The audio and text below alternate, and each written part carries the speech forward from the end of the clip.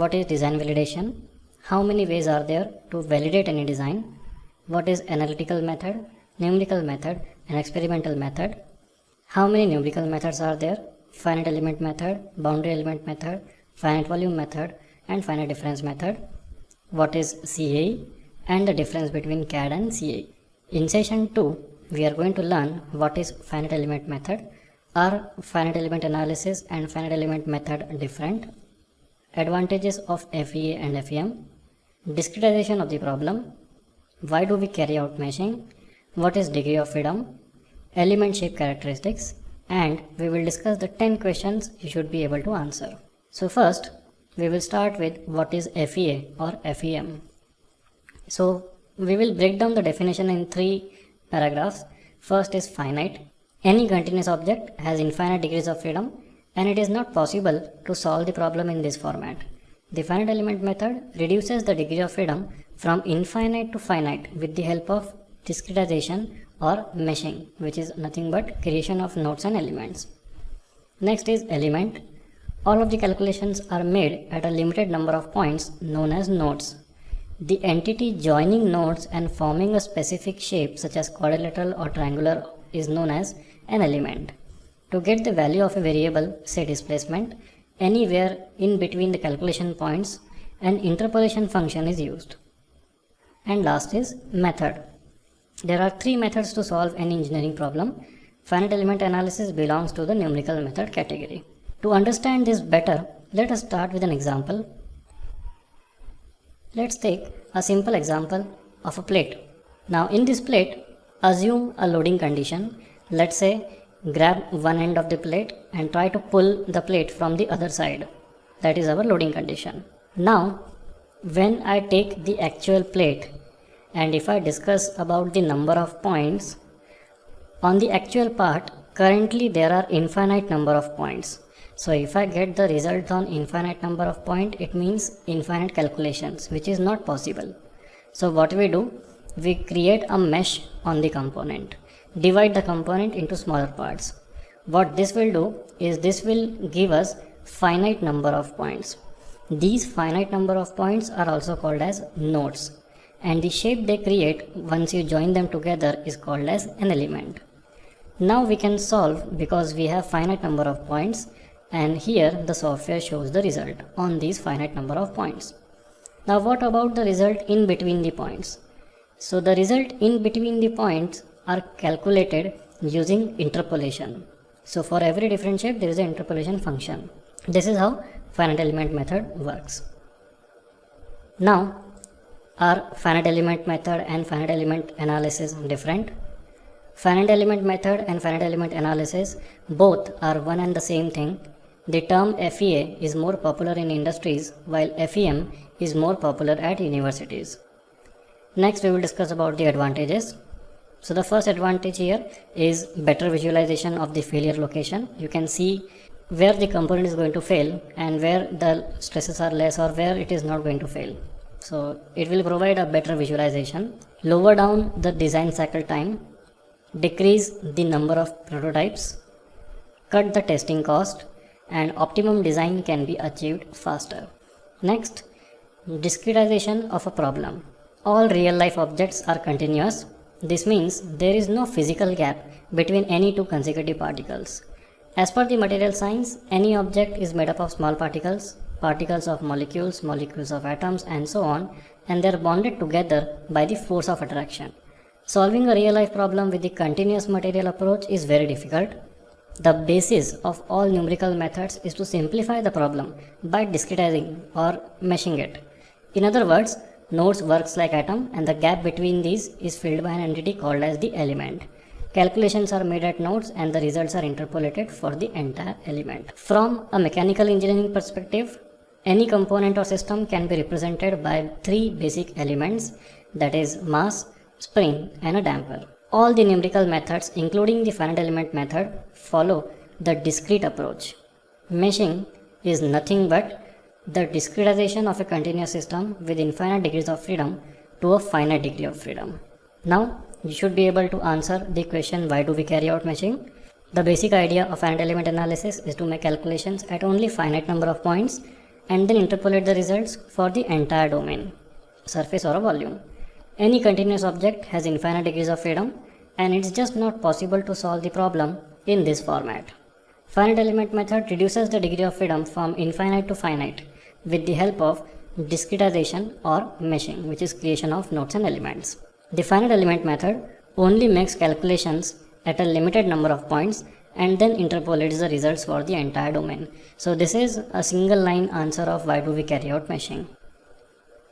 Next, we will discuss about what is degree of freedom. So the minimum number of parameters required to define position of any entity completely in space is known as degree of freedom. 6 degree of freedoms refers to the freedom of movement of a rigid body in 3-dimensional space. So in the software, we have a total of 6 degrees of freedom. 3 are called as translational degrees of freedoms and 3 rotational degrees of freedoms. So if you combine them together, you get total of 6 degrees of freedom. Now what do we actually mean by this? Let me explain with an example. Let's say we have a bar or a beam represented by this dark black line. On this bar, if I apply a force, now here you can also take a look at the coordinate system in the bottom left. I am applying a force in x-axis.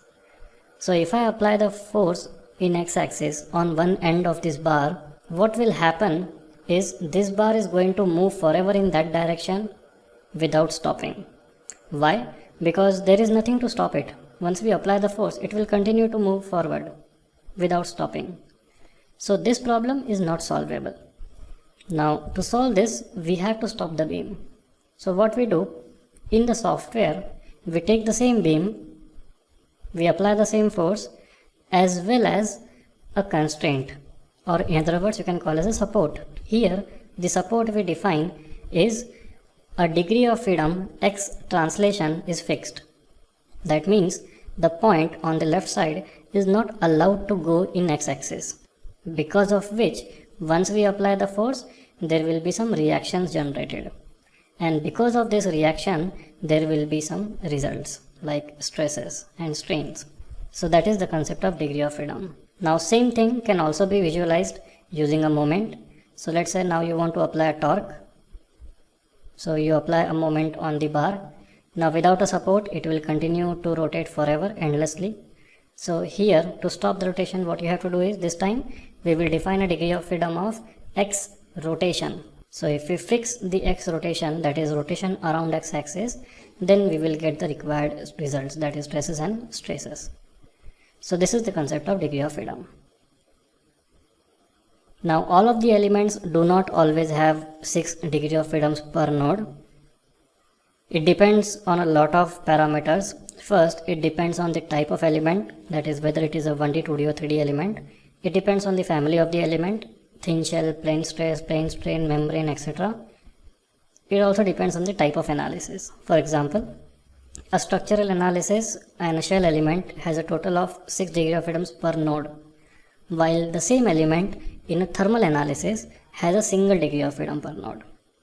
So for a new user, it is a bit confusing, but there is a lot of logical, engineering and mathematical thinking behind assigning the specific number of degree of freedoms to a different element types and families. Now we will talk about the element shape characteristics. In general, 4 shapes are possible: point, line, area or volume. First is a point element, which is typically identified by a node such as a mass element. Second is a line element, which is typically represented by a line connecting 2 nodes or 3 nodes. Examples are beams, pipes, etc. So we use 1D elements when one dimension is very large compared to the other 2 dimensions. Next is an area element, which is nothing but having a triangle or a quadrilateral shape. We use 2D elements when 2 of the dimensions are very large compared to the 3rd dimension, which is generally the thickness. And last is a volume element, like a tetrahedral or a brick shape, which is usually a 3D solid element. We use 3D elements when all the dimensions are comparable. So here is a representation graphically of what 1D element looks like with an example. So here you can see in the first row 1D element, the actual model that we are going to simulate. So it is like a steel rod, but in the software the element shape will look like a single line, only length. So how do you convert the length into a volume? You define an area. So that area becomes the additional requirement. Similarly for 2D, the additional requirement is thickness because you already have an area. Similarly for 3D, you don't have to define any input because a 3D is already going to have some kind of volume. Now, there are 10 questions that you should be able to answer. The following is a list of 10 questions you should be able to answer about any given FE simulation. It is also a good checklist to bring along the representation by others as a guide to assure all of your questions are answered. If you do not have or cannot answer these questions, you need to go back and understand why. So these are the questions. First, what is the problem you are trying to solve? Second, what geometry are you using? Third, what solution type are you using? Fourth, what is your material model? Fifth, what are your element selections? Sixth, what are your constraints? Seventh, what are your loads? Eighth, how are you combining the loads and the constraints? Ninth, what are the results? And 10th, what are your recommendations? So this is it for this session. Thanks a lot for attending session 2. In session 3, we are going to cover when to use 1D elements, degree of freedoms in HyperMesh, type of 1D elements, CAE process, 1D analysis formula.